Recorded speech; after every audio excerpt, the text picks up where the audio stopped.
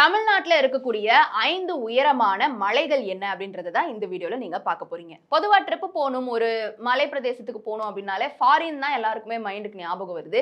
But first தமிழ்நாட்டுக்குள்ள நம்ம இருக்கக்கூடிய இந்த ரம்மியமான இடங்களெல்லாம் பார்த்துருக்கிறீங்களா அப்படின்றத செக் லிஸ்ட் போட்டு வச்சுட்டு அதுக்கப்புறமா ஃபாரினுக்கு நீங்க போகலாம்.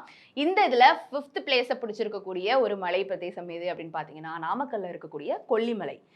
தரைமட்டத்திலிருந்து 1300 மீட்டர் உயரத்தில் அமைக்கப்பட்டிருக்கக்கூடிய இந்த ஒரு மலை ரொம்ப ரொம்ப மனதுக்கு அமைதியான ஒரு ரம்யமான ரொம்ப இயற்கை எழில் சூழ ஒரு அழகான ஒரு இடம். இங்கே நீங்கள் ஃபர்ஸ்ட் போயிட்டு வரணும்.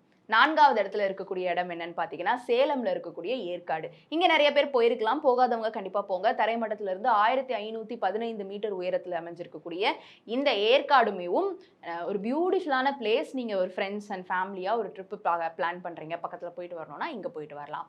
3வது திண்டுக்கல் மாவட்டத்தில் அமைஞ்சிருக்கக்கூடிய சிறுமலை. இது தரைமட்டத்திலிருந்து 1600 மீட்டர் உயரத்தில் அமைஞ்சிருக்குது. இங்கேயுமேவும் நீங்க போயிட்டு வரலாம்.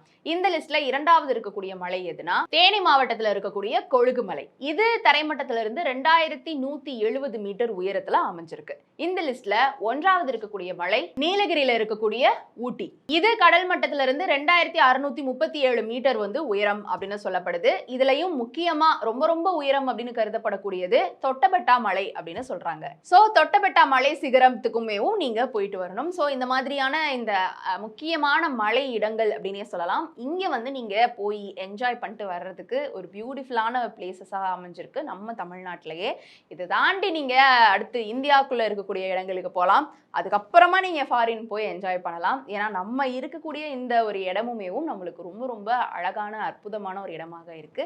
இதுல எங்கெங்கெல்லாம் நீங்க போயிருக்கீங்க, உங்களுடைய அனுபவங்களை கீழே கமெண்ட் பாக்ஸ்ல ரியா என் கூட ஷேர் பண்ணலாம்.